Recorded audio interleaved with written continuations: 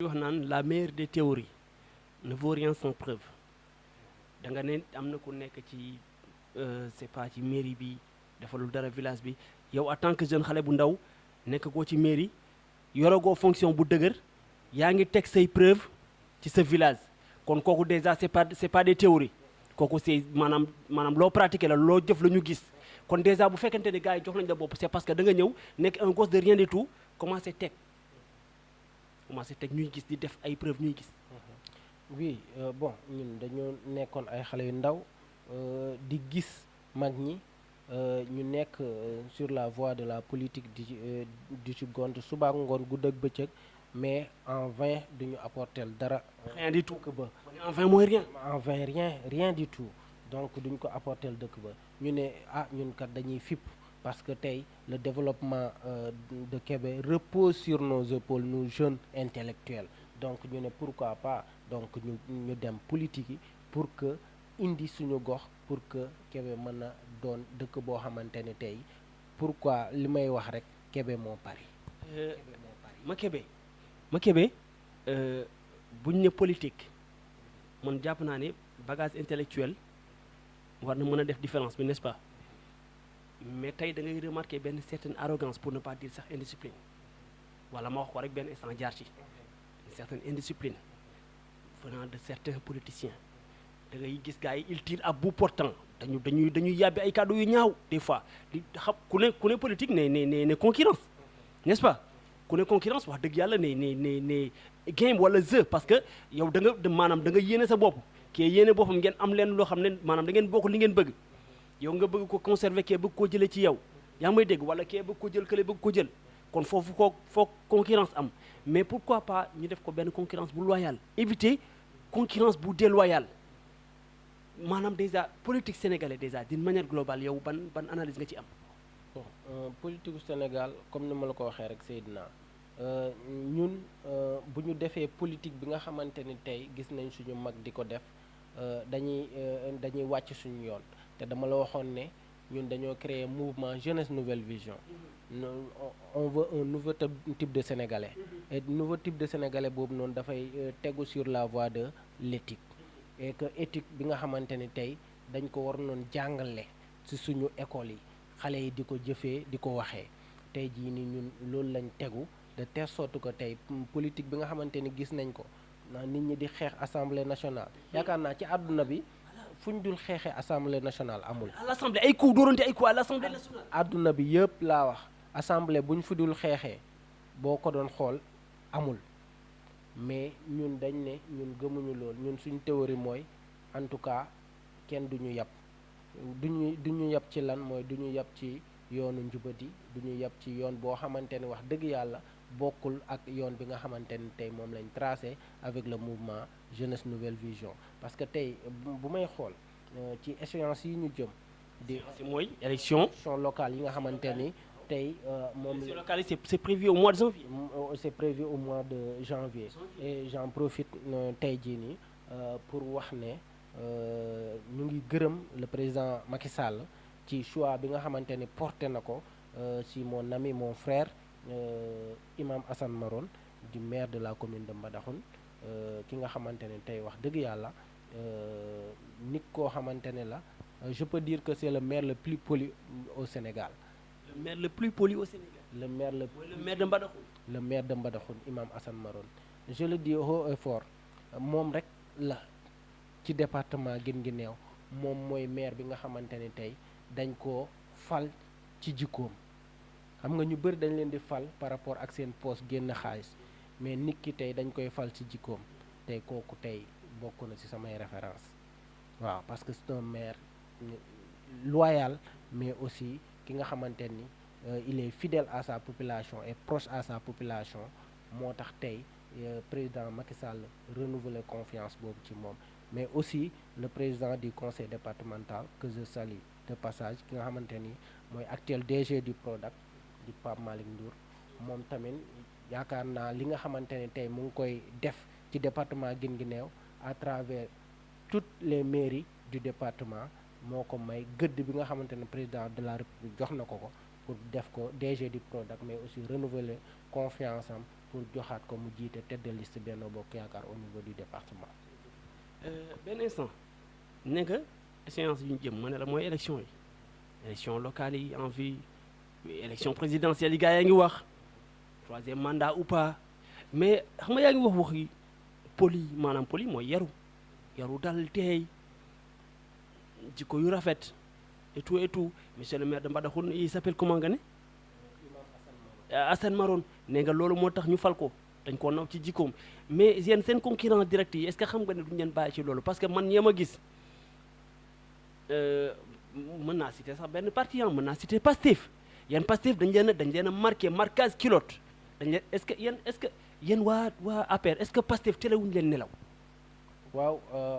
man damay jàpp ne Seydina Pastef wuyowuñ seen tur. wuyowuñ seen tur. li ngay wax assumer ko nag li ngay wax assumer ko. dama koy assumer parce que ñun ragaluñu. da nga bëgg a wax ne amuñu Pastef. non ñun ragaluñ ci li ñuy wax parce que notre début a été isolement et notre fin sera isolement. développé. non notre début a été isolement et notre fin sera isolement c'est-à-dire ñun ragaluñu de telle sorte que tey jii nii le leader de Pastef ki nga xamante ni mooy Ousmane Sonko ki nga xamante ni tey moom moo teg sénégalais yi li nga xamante ni moom lañ nekkee moo tax tey slogan bi mu jël xamul sax lu tax mu jël ko yàlla day àtte yeewi askan bi nga xamante ni dañoo yeewoon askan bi te dañoo tënkoon askan bi tënk bi nga xamante ni ñoom tënkoon nañ ko askan bi te askan bi xamuñu fan la ñuy dem ndëkk créer ay boucan créer ay incident sénégalais yi amatuñu fu ñu jëm parce que bu ñu génnee xeex am xuloo am ci politique te loolu noonu yëpp leur mentor est à l'origine moom moo ko créé. À l'origine tu veux dire que c'est le leader de Pastef qui est à l'origine de tout ça. mais bien sûr parce que tey jii nii buñ gisee yenn mbir yi ñu koy def au niveau du Sénégal te justice nekk fi kon damay jàpp ne tey justice mu ngi def liggéeyam mais justice tey sénégalais lambda bi nga xamante ni tey justice mooy teg li nga xamante ni moom lay teg mu teggi ko kooku noonu joxul gëdd justice su Sénégal. À l'origine des émeutes est-ce que du sa leader moom moo ko waral est-ce que c'est pas le président moom moo nekk à l'origine des émeutes. non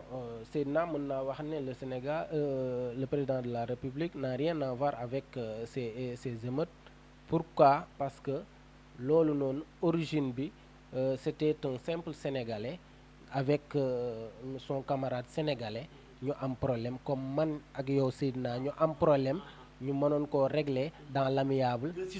mënuñ ko régler dans l'amiable ñu dem à la vitesse supérieure loolu kese la mais président c'est le président de tous les Sénégalais ñëpp la fi nekkal de telle sorte que lépp lu ñu gis rek buñ ko jàppee politique mais dañ koy jàppee rek li nga xamante ni noonu la war a demee tey. mais bras de fer bi ay jeunes sénégalais ñàkk ci seen bakkan ay jeunes sénégalais dee ci ñuy xeex déjà man damay faral di wax naan un Africain contre un autre Africain combat boobu kenn mënu ci am vainqueur. Un Sénégalais qui se bat contre un autre Sénégalais, il ne sera jamais question d'évaluer qui en a gagné le plus, mais toujours d'estimer qui en a perdu le plus. Parce que service d'ordre bi ñuy déployer rek génie yeeg gendarme yeeg yooyu noonu ñuy déployer ñu war a jàkkaarloog askan wi ñun ak ñoom ñoo bokk ndey ak baay ñoo bokk suñu Sénégal yaa ngi may dégg kon gisuma lu ko fi jar li ñuy toj Auchan yeeg station yeeg leneen ak leneen fu ñu fi mënti toj lu ñu fi mënti yàq c'est pas des tubaab ñoo fay liggéey c'est des citoyens sénégalais ñoo fay liggéey te kullu ku fay liggéey il faut que ce soit bien clair non man waxuma pour Macky waxuma contre Sonko sama xalaat laay wax voilà gis nga Auchan yi ay sénégalais ñoo fay xëy di fa liggéey te kullu ku fay xëy di fa liggéey yaa ngi am loo yóbbu sa gàlla joxe dépense ñu ndekki añ reer kullu kuy liggéey ci station yi yaa ngi am loo xam ne boo joxe sa gàlla di nga joxe ñu ndekki añ reer kon déjà buñ taxawee toj loolu rek yàqaluñu français bi yàqaluñu keneen xam nga lañu yàqal doomu réew mi moom lañu yàqal kon déjà li ñuy toj ñun ñoo koy fayaat parce que ñun ñoo ko moom nit nag warul yàq alalam donc man gisuma lu fi jaroon déjà ay jours yoo xam ne kenn mënul liggéey réew mi nekk ci loo xam ne doo comprendre pour yow pour lan Ousmane Sonko ak sa leader pour quelle raison. mais Seydina ñun looloo tax ñu jug parce que buñ ne mouvement jeunesse nouvelle vision avec les 4T suñ nouvelle vision autre façon de voir les choses, une autre façon de voir les choses. étudier les choses sous un angle différent. Nous sommes en train de braquer la vision de la jeunesse sénégalaise vers de nouvelles horizons, vers la voie de l'éthique. tey tamit voie de l'éthique boobu noonu moo tax ñu créer les 4T comme slogan toog fi tekki fi te duma toj duma taal ku tojul taalul kon kay yaakaar naa mbedd taal bi la ñu war a bàyyi Afrique nañ bàyyi toj bàyyi taal. donc M2K mu ngi lancer un appel solennel à ses frères jeunes africains particulièrement sénégalais ne ñu bàyyi toj bàyyi taal te nekk ci li nga xamante ni moom la ñu war a nekk mooy sur la voie de l'éthique pour que Sénégal développé te ñu bàyyi caaxaan yi. mais aussi ba tey je me permets de poser mes questions bu ma toogoon avec un membre de PASTEF peut-être bien que yeneen question laa koy poser mais aussi est-ce que le problème Ousmane Sonko Adji Sarr est-ce que sénégalais yi sentiruñu benn injustice est-ce que du question que ne yow ce leader le président de la République du Sénégal est-ce que dafa bëggoon profiter ci instant bi pour yàq politiquement Ousmane Sonko parce que on dit qu'il est très fort on dit qu'il est très fort dans ce domaine parce que bu amee un adversaire politique bu sérieux dina xool fan lay jaar ba wàccee ko man loolu gars yi ñoo ko wax de problème bi est-ce que du woon sénégalais yi dañoo gis ne ce leader dafay néewal doole Ousmane Sonko bëgg ko yàq politiquement moo tax ñu def maanaam ñoom tamit ñu jóg rek def benn soulèvement en masse taxaw pour défendre ne kii c'est un sénégalais on le défend yaa ngi may dégg est-ce que du question que ne yow sa leader moo bëggoon a yàq Ousmane Sonko. non loolu mënut a nekk c'est le président de tous les sénégalais donc ñun ñëpp la joboote donc. c'est un opposant direct Ousmane Sonko. oui opposant direct lañ ko mën a tuddee mais doon na loo xamante ne tey situation phénomène bi fi mu toll tey mën naa wax ne dañoo politiser lu jarutoon politiser. dañ ko yóbbu fu mu àggul. dañ koy yóbbu fu mu àggul te loolu ngay wax noonu opposant direct partisan opposant direct boobu noonu yaakaar naa ñoo yóbbu mbir mi fi nga xamante ni jarutoon ko parce que c'était un problème entre deux Sénégalais et que yaakaar naa juge bi rek mënoon na cee taxaw mënoon nañoo yem section de recherche sax li jël. n'a pas été influencé par le président c'est pas. loolu moom du ma ci àddu parce que mbiru justice la nañ ko bàyyi ak justice bi rek. mbiru justice nañ ko bàyyi ak justice kon benn instant jàppal ni daal mouvance présidentielle bi maanaam parti APR ils ont des jeunes mais les jeunes ont un boulot colossal à abattre yéen da ngeen am liggéey bu mag parce que ñee ma gis duñ leen may dara man loolu leer na ma parce que déjà yéen moom yéen a yor pouvoir bi depuis 2012 on est en 2021 ça fait 9 ans mais ñee aussi ils aspirent à diriger le pays je fais allusion à PASTEF je fais allusion à Ousmane Sonko et il y a d'autres partis qui sont là mais actuellement moom mën naa ne l'opposant direct yéen ki leen gën a teel a nelaw moom mooy joolaa bi moom mooy Sonko yaa ngi may dégg kon yéen vous avez un boulot colossal à abattre yéen jeune APR yi. waaw ñun moom yaakaar naa boulot bi nga xamante ne ci lañ nekk moom la suñu njiit nekk mooy le président Macky Sall pour développer le Sénégal et que ci loolu lañ nekk guddeeg bëccëg suba ak ngoon et que béy sa weewu tànk ñun tamit loolu la ñuy def ci gox bi nga xamante ni moom lañ dëkk de telle sorte que ñun ñi nga xamante ne ànd nañoo ak président de la République bootu nañ doon benn say pour que tey jii ni képp koo xamante ne rek opposant direct nga par rapport ak ki nga xamante ni moom la fa président Macky Sall teg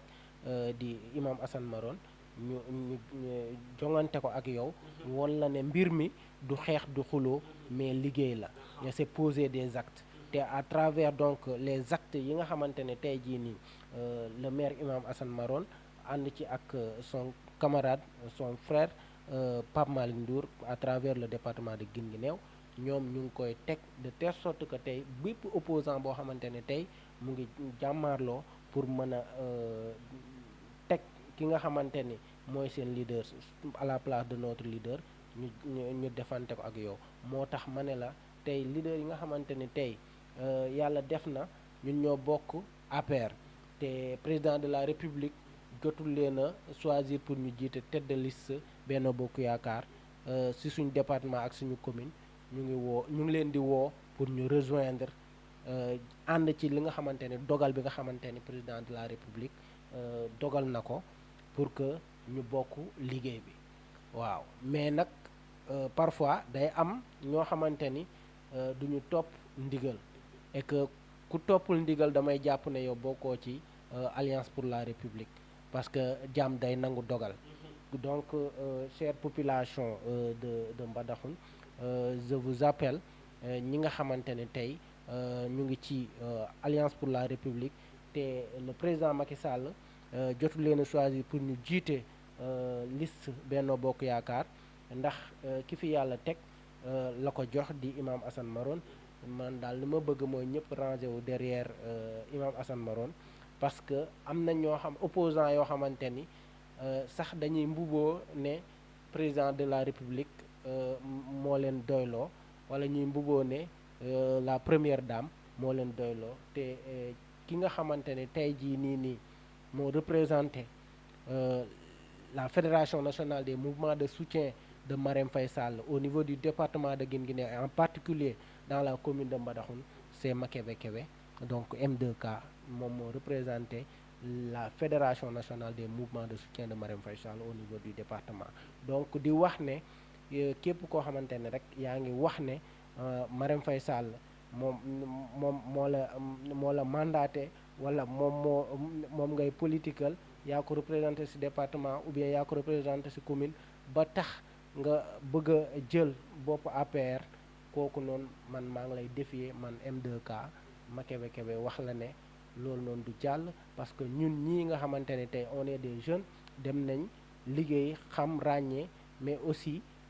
doon ñoo xamante ni dañoo yàgg a liggéey président de la République kon duñ permettre benn gan gu ñëw fa la jugee fa la rek ñëw bugg a ne dafa bugg a doon maire te tamit jaarul fi nga xamante ne tey jii nii foofu la kilifa gi jaarale ñëpp. Mais Makebe, est-ce que tu disposes des fonds qu'il faut pour affronter les situations, pour faire face aux situations difficiles? Est-ce que gars yi ñu ngi lay soutenir financièrement? waaw say leader est-ce que ñu ngi lay appuyer financièrement? waaw loolu yaakaar naa Seydina du débat bi parce que le faut tu as besoin de fonds. Peut-être bien que tu ne veux pas en parler, mais moi je vais en parler. Tu as besoin de fonds pour faire pour faire avancer les choses. Tu as besoin de fonds. Mais bien sûr parce que tey jii nii jàpp naa ne tey man damay def samay activités à travers donc le mouvement damay def samay activités par rapport ak les cartes de membres yi nga xamante ne moom la ñuy jaay wala tey jii nii samay propres fonds lay jël di def samay activités di def samay activités non seulement di jàppale ndaw Sénégal mais di jàppale le président de la République Macky Sall donc tey jii nii tey bu mag di naan ndox bu tàng suukar saa tax donc il va falloir que tey jii nii ñu jàppale ki nga xamante ni tey mooy ki nga xamante ni le leader de M2K le leader bi nga xamante ni mooy le leader du mouvement Jeunesse Nouvelle Vision pour que tey ambition bi mu am pour servir le Sénégal mu mën ko atteindre. boo def tey suba nga mën a def ñaar. Bien sûr. booy dem ak say fonds propres di engagé yenn combats yi mais finalement da ngay mujj gaañ sa bopp mais ñoom ñi nga xam ne ñoom maanaam seeni cause ngay défendre ñoom nga àndal ñu nekk say mentor benn instant aussi war nañ mën a dégager benn fonds boo xam ne yow tamit da nga ciy mën di teg say activité di avancer di doxal seeni mbir. waaw bien sûr loolu yaakaar naa ñu ngi ci suba ak ngoon guddeeg bëccëg ñu ngi dem di def ay démarches pour que tey jii nii lépp lu ñuy def rek président Macky Sall dugal ci loxoom mais aussi lépp lu ñuy def rek sa première dame ki nga xamante ni à travers la fondation Servir le Sénégal tey jii nii bu ñuy def ay activités def ay par exemple consultation gratuite par exemple tey mu jàppale ñu ci wàllu matériel médical ak personnel mais aussi lépp li nga xamante ni rek ñu ngi koy def ci jumaa yeeg daara yeeg yooyu noonu aussi nim ñu si daan jàppale ñu ci parce que ñun amul lu dul suñu gox te tamit suñu gox la ñuy défendre suba ngoon guddeeg bëccëg te tamit wax dëgg yàlla képp ku ñu jox pour ñu yóbbu suñu gox participer nga ci développement suñu gox. Makebe da nga am ñaari base wala Kaolack mooy sa base wala da nga am base Kaolack am base de Dakar fii ci Yarax. Bon comme que moom instant bii nii du Makebe Kebe kese mais Makebe Sénégal la donc ñun. Makebe national. Makebe national très bien Makebe national la donc ñun on prétend servir le Sénégal mais aussi wax naa la sànq ne la béy sa wewu tànk ñun avant tout Débuter par le commencement. très bien débuter par le commencement avant tout c'est Kébé avant tout c'est Mbadakhoune avant tout c'est Guinguinéo donc avant tout c'est Kaolack donc loolu dañ koy wax parce que mu leer parce que nit amul lu dul fi mu dëkk nit amul lu dul goxam donc suñu gox tey jii nii képp ku ñu jàppale pour ñu développer ko loolu noonu dañ ciy sawar te incha allahu rabi ñu ngi ci yoon bi te yàlla incha allah dinañu jàppale. kon daal benn instant man moom li ma leer ba leer mooy ñàkkoo fit man moom loolu wóor na ma franchement parler parce que un jeune comme ça am déjà yenn idées yi déjà lancé wu ci combat yow kese ba am ay nit yu la ci fekk si am foo jóge am foo tollu am foo teg say bët mais benn instant Kaolack ci boppam est-ce que yéen a ngi yëg seen bopp ci Sénégal maanaam est-ce que yéen a ngi gis maanaam loxo état bi ak Kaolack est-ce que am na état bi lu mu fa liggéey lu mu fa réalisé. ñoo ngi gis suñu bopp ci état bi mais des na. waaw des na parce que tey jii nii bala nga naan naam da nga fay nekk tey jii nii bu fekkee ak Kaolack tey jii nii dañuy wax ne président Macky Sall mu ngi def mais aussi bu gënee yokk loxoom dina baax parce que non seulement Kaolack amuñ lu dul mbay ak sàmm parce que Saloum c'est le bassin arachidier donc tey jii nii lépp luñ mën a yokk sama parents yi ci mbay mi mais aussi yokk leen ko ci càmm gi mais aussi def accès universel à l'électricité bi nga xamante ne tey mooy sama jooy guddeeg bëccëg suba ngoon pour que képp bépp village boo xamante ne nekk na ci commune bu Mbadakhoune nekk ci département bu Guinguinéo am li nga xamante ni mooy courant te loolu noonu tey jii nii mooy nekk bokk na suñ mission bi gën a rëy tey ñu électrifier tous les villages donc de la commune de Mbadakhoune. Kébé sa village Kébé ci boppam tey boo jàkkaarloo woon ak président de la République du Sénégal Macky Sall wala nga jàkkaarloo ak madame la première dame Marème Faye Sall lan nga koy njëkk a jooytu pour mu defal leen ko ak Kébé. waaw li ma koy jooytu yaakaar naa mooy d'abord tey comme que ñu ngi ci mission bi te yaakaar naa loolu noonu taxaw na ba pare kon dañ koy ñaan rek li nga xamante ne mooy mu defal ñu ay infrastructure yoo xamante ne tey mën nañ ci jàpp ba nga xamante ne Kébé day doon village boo xamante ne ci Kaolack village bu exceptionnel la parce que mu ngi nekk ci axe Mbadakhoune Xelkom Biram de telle sorte que foofu noonu foofu mooy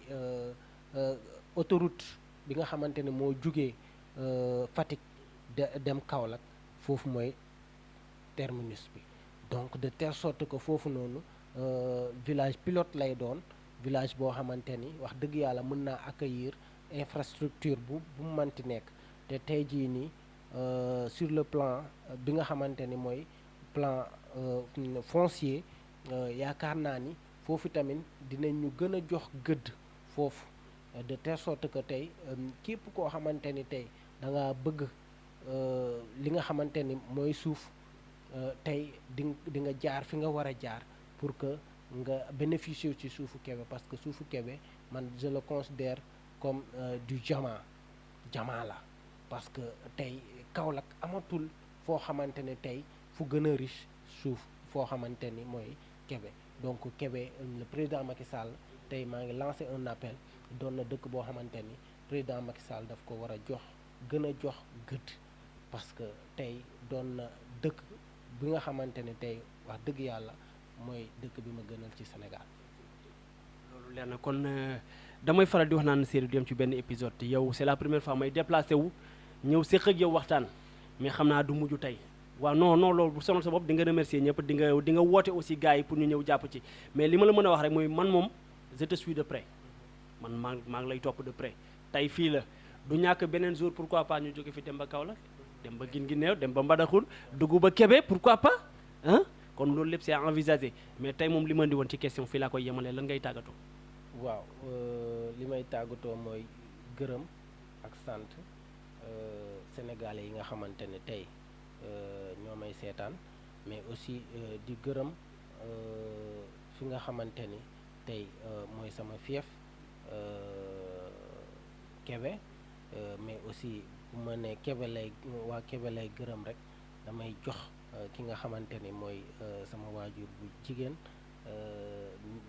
ngërëm li ak cant li parce que lépp moom la ak sama waajur bu góor ak ñi nga xamante ne tey ñoo ma teete ba ma yegg si fii parce que bu lëkk lekkee alom na ko gërëmee coy j'ai très tôt perdu donc mon père mais am na ay papa yoo xamante ne wax dëgg yàlla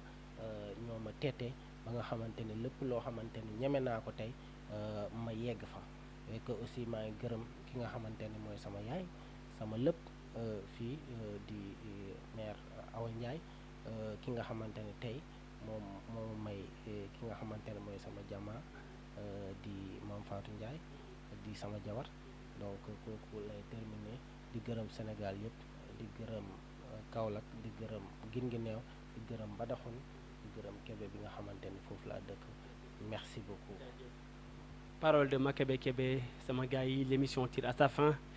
tey ñoo ngi woon ñëw jël si un jeune entrepreneur un jeune politicien un jeune ambitieux qu'il faut suivre de très près membre de la mouvance présidentielle APR moom la ñu ñëwoon seet si temps en l'occurrence Makebe Kébé waajaa ngi nii xamee leen ko ràññee leen ko bàyyi leen ko xel bu baax a baax parce que mu ngi ci yoonam am na fi mu jógee am na fi mu toll am na fu mu jëm am na fu mu teg ay bëtam kon xamee leen ko ràññee leen ko bàyyi leen ko xel bu baax a baax ci langue politique bi parce que da cee bokk gëm boppam nekk ci yoonam Makebe Kébé bu APR Makebe Kébé président du mouvement jeunesse nouvelle vision moo nekkoon sama invité tey ma leen di joxaat dig daje ba beneen yoon rek ziaraat jaa ngeen jëf sama gars yi